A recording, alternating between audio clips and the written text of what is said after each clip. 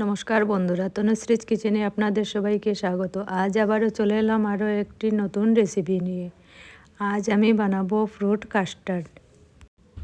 তো বন্ধুরা, আমার ভিডিওটি স্কিপ না করে 5 মিনিট পুরো দেখুন, তাহলে ঘরে খুবই সহজেই বানিয়ে নিতে পারবেন এই ফ্রুট কাস্টার্ড।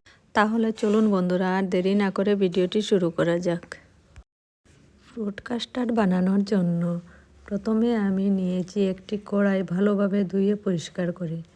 এবার কড়াইয়ের মধ্যে দিয়ে দিচ্ছি 1 লিটার দুধ। দুধটাকে এবার আমি ভালোভাবে ফুটাবো। দুধটা ফুটানোর সময় খুন্তি দিয়ে এভাবে বারবার নাড়াচাড়া করতে হবে, তা না হলে দুধটা নিচের দিকে পুড়ে যেতে পারে।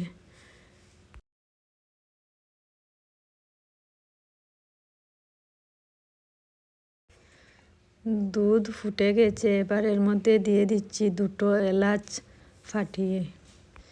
এলাচ দেওয়ার পর আবারও 2-3 মিনিট মতো দুধটাকে ফুটিয়ে নেব।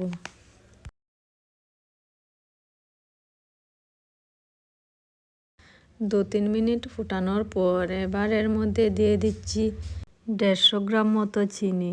আপনারা এখানে আপনাদের স্বাদ অনুযায়ী চিনি ব্যবহার করতে পারেন।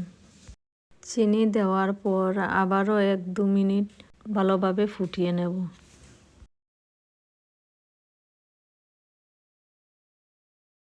চিনি দেওয়ার পর আবারও 2 মিনিট মতো ফুটিয়ে নিয়েছি। দুধটা অনেকটাই গাঢ় হয়ে গেছে। এবার এদিকে কাস্টার্ড পাউডারটা রেডি করে নেব। কাস্টার্ড পাউডার রেডি করার জন্য এখানে আমি একটি বাটি নিয়েছি। এবার বাটির মধ্যে দিয়ে দিচ্ছি 3 চামচ মতো কাস্টার্ড পাউডার। কাস্টার্ড পাউডার দেওয়ার পর এবার ঠান্ডা জল দিয়ে পাউডারটাকে ভালোভাবে গুলে নেব।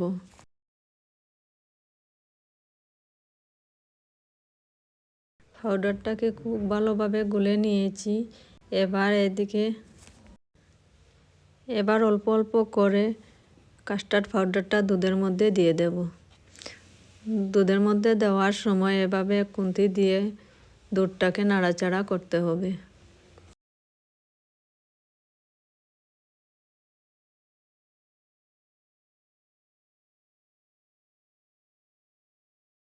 আমি সবগুলো কাস্টার্ড পাউডার দিয়ে দিয়েছি। দেখতেই পাচ্ছেন অনেক সুন্দর হয়েছে। কাস্টার্ডটা খুব বেশি পাতলাও হয়নি, খুব বেশি গাঢ়ও হয়নি। এবার গ্যাসটাকে অফ করে কিছুক্ষণ রেখে দেব। কাস্টার্ডটা যতক্ষণে ঠান্ডা হবে ততক্ষণ আমি ফলটা কেটে নেব।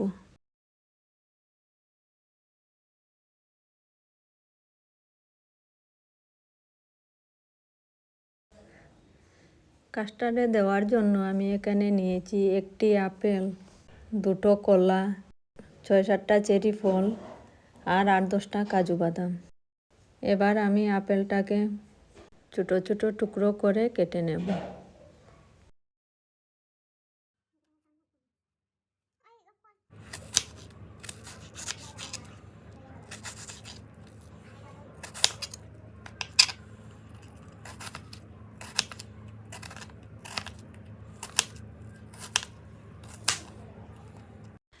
আপেলটা আমি ছোট ছোট করে কেটে নিয়েছি। এবার একটি প্লেটে তুলে নেব।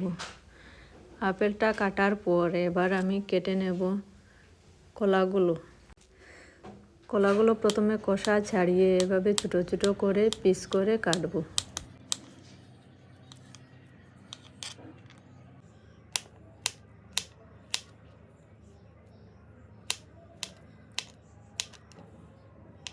কলাগুলো কাটা হয়ে গেছে, এবার একটি প্লেটে তুলে নেব।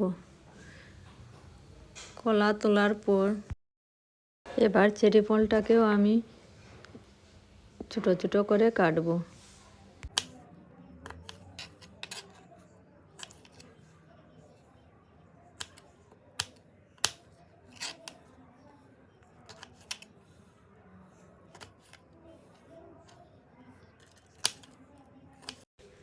চেরি ফলগুলো কাটা হয়ে গেছে, এবার প্লেটে তুলে নেব। এবার আমি কাজু বাদামগুলোকেও এভাবে ছোট ছোট করে কাটবো। আমার কাছে এগুলোই ফল ছিল, তাই আমি এগুলোই দিয়েছি। আপনারা অন্য ফলও দিতে পারেন। আমার সবগুলো ফল কাটা হয়ে গেছে। এবার কাস্টার্ডটাকে একটি বাটিতে নামিয়ে নিচ্ছি।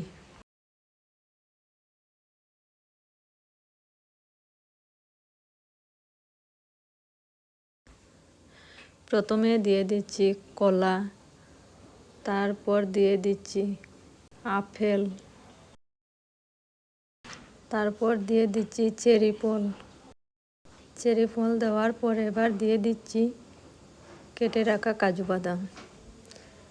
সবগুলো ফল দেওয়া হয়ে গেছে। দেখতেই পাচ্ছেন বন্ধুরা, কাস্টার্ডটা কতটা সুন্দর হয়েছে।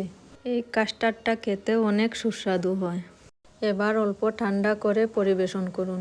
তাহলে বন্ধুরা, আমার আজকের ভিডিওটি যদি আপনাদের ভালো লেগে থাকে তাহলে লাইক, কমেন্ট, শেয়ার করে পাশে থাকা বেল আইকনটি বাজিয়ে রাখবেন। আর নতুন নতুন রান্নার রেসিপির জন্য আমার চ্যানেলটি সাবস্ক্রাইব করে রাখবেন। তাহলে বন্ধুরা, আজকের ভিডিওটি এখানেই শেষ করছি। আবারও দেখা হচ্ছে আরও একটি নতুন ভিডিওতে নতুন রেসিপির সাথে।